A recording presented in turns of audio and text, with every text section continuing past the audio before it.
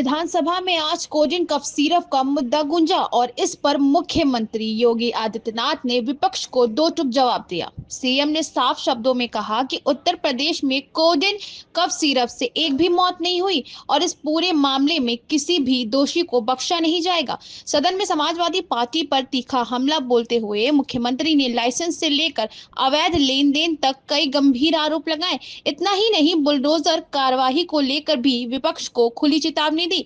चलिए सीधे ले चलते हैं सदन में और जानते हैं सीएम योगी ने क्या कहा और क्यों यह मुद्दा सियासी गर्मी का केंद्र बन गया। मुझे लगता है कि माननीय सदस्य को पूरा अध्ययन करके आना चाहिए, सदन की गरिमा का ध्यान भी रखना चाहिए। लेकिन मुझे इसलिए भी खड़ा होना पड़ा है क्योंकि नेता विरोधी पक्ष ने सदन की कार्रवाई प्रारंभ होते ही इस मुद्दे को उठाया और आपने भी उसको छेड़ा है। लेकिन मैं आपके छेड़ने की स्थिति को अवश्य आपकी इस मजबूरी को जान सकता हूं, जिसके बारे में एक छोटी सी कहावत है कि चोर की दाढ़ी में तिनका।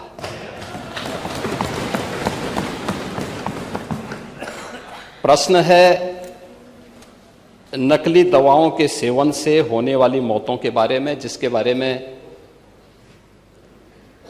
उनको उत्तर दिया गया है कि इस प्रकार के कोई भी प्रकरण अभी तक उत्तर प्रदेश सरकार के संज्ञान में नहीं है। दूसरा, समय समय पर इस दिशा में खाद्य सुरक्षा और औषधि प्रशासन विभाग के द्वारा छापेमारी की कार्रवाई भी होती है। उत्तर प्रदेश के अंदर कोडिन कफ सिरप के मामले में जिसको नेता विरोधी दल, मैं तो ये मानता था कि उम्र के चौथे पड़ाव पर व्यक्ति सच बोलने का आदि कम से कम इस उम्र में तो होगा ही, लेकिन इस उम्र में भी इस समाजवादी उनको झूठा बुलवा देते हैं। इस उम्र में तो कम से कम उसे झूठ मत बुलवाओ भाई, सच बोलने के उनको आदी होना चाहिए। और वो तो चेयर पे बैठ चुके हैं, लंबे समय तक स्पीकर के रूप में उन्होंने इस सदन को आगे बढ़ाया है। कोडिन कफ सिरप से उत्तर प्रदेश के अंदर कोई मौत नहीं हुई है। एक। दूसरा, इस मामले में एनडीपीएस के अंतर्गत कार्रवाई होगी। ये उत्तर प्रदेश सरकार इस मामले को कोर्ट में जीती है, उत्तर प्रदेश ने इस मामले को लड़ा है। तीसरा, उत्तर प्रदेश में इसका जो सबसे बड़ा होलसेलर, जो बड़े होलसेलर हैं, जिसको सबसे पहले एसटीएफ ने पकड़ा था 2016 में, उसको लाइसेंस समाजवादी पार्टी ने जारी किया था। जो फोटो रिलीज हो रही है, देश के अंदर दो नमूने हैं, एक दिल्ली में और एक लखनऊ में बैठते हैं। जब देश में कोई चर्चा होती है तो तुरंत वह देश छोड़ करके भाग जाते हैं। और मुझे लगता है कि यही आपके बबुआ के साथ भी हो रहा होगा। वह भी देश से फिर जाएंगे इंग्लैंड की सैर सपाटे में और आप लोग यहां चिल्लाते रहेंगे। महोदय, कोडिन कफ सिरप का मुद्दा जो इन्होंने उठाया है, मुद्दा था नकली दवाओं के सेवन के कारण होने वाली मौतों का। और उसके बारे में हमने पहले ही बताया है कि नकली दवा के कारण होने वाले मौत के प्रकरण की कोई भी बात अभी तक शासन के संज्ञान में नहीं आई है। और समय समय पर एफएसडीए विभाग इसको लेकर के छापेमारी करती है, कार्रवाई करती है। कंपनियों में भी इस प्रकार की कार्रवाई होती है। यूपी के अंदर कोडिन कफ सिरप, इसके केवल स्टॉकिस्ट हैं, होलसेलर हैं। इसका यहां पे प्रोडक्शन नहीं होता है। ये मध्य प्रदेश में, हिमाचल में और अन्य राज्यों में होता है। और जो मौत के प्रकरण सामने आए हैं, वे मौत के प्रकरण अन्य राज्यों में आए हैं। जिन राज्यों में आए हैं, वह जो भी प्रकरण सामने आए हैं, यह तमिलनाडु में बने हुए एक सिरप के कारणों सामने आई है। ये पूरा प्रकरण इलीगल, यानी इसमें एडिटेशन का भी नहीं है, यह इलीगल डाइवर्जन का है।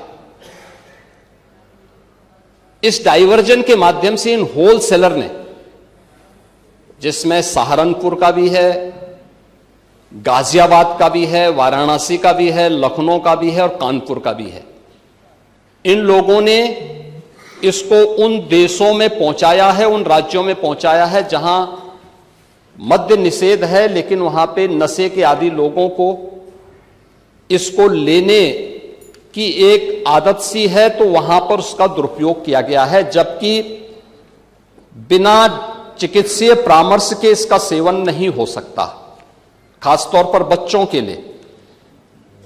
एडल्ट भी चिकित्सीय परामर्श से ही इसका सेवन करता है। कौन ऐसा व्यक्ति है जिसने कफ सिरप नहीं लिया?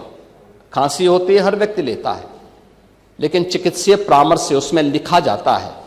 क्योंकि पढ़ाई लिखाई से आप लोगों का कोई वास्ता है नहीं, इसलिए आप लोग हमेशा इस प्रकार की बातें करते हैं।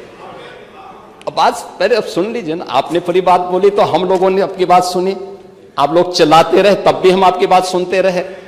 अब कम से कम हमारी बात तो सुन लें। ये कार्रवाई सरकार ने की है और सरकार ने इसके लिए 79 अभियोग अब तक दर्ज किए हैं। इसमें 225 अभियुक्तों को इसमें नामजद किया है। 78 अभियुक्त अब तक गिरफ्तार हुए हैं।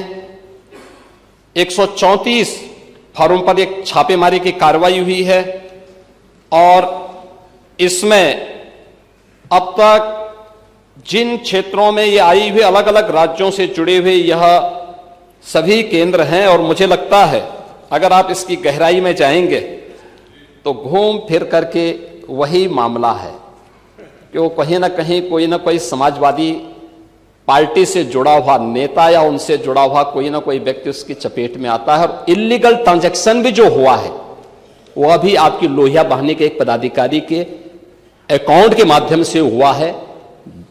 एसटीएफ इसकी जांच कर रही है। इस पूरे मामले में हाईकोर्ट से उस पूरे मामले को एनडीपीएस के अंतर्गत इस मामले में मुकदमा चलना चाहिए। यह उत्तर प्रदेश सरकार ने इस लड़ाई को लड़ा है और उसको जीता है, और इस मामले में कोई भी अपराधी छूटने नहीं पाएगा।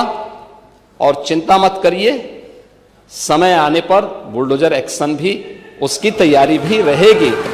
उस समय चिल्लाना मत करो। हमने पहले भी कहा 77 अभियुक्तों को हम अब तक गिरफ्तार कर चुके हैं। कोई भी बचने नहीं पाएगा। जो भी अपराधी होगा, ये तो मैं जानता हूं आपकी पीड़ा को,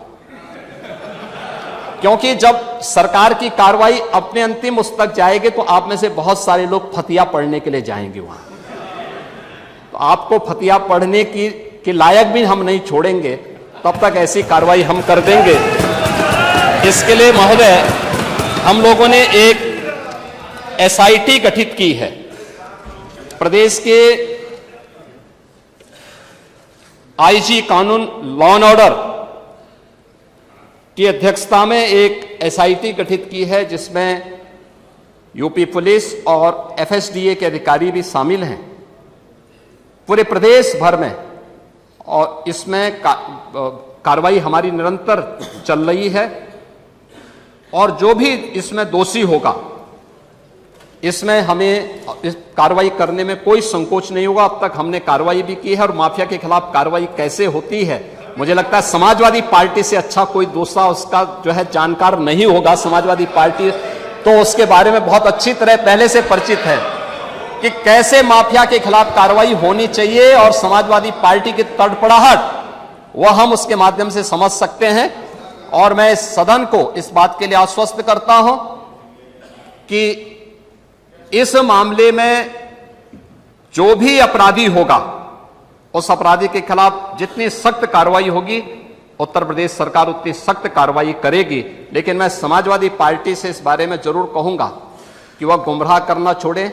उत्तर प्रदेश के अंदर कोई भी इससे संबंधित मौत के प्रकरण सामने अभी तक नहीं आए हैं और इस पे कार्रवाई हमारी सरकार ने किया है।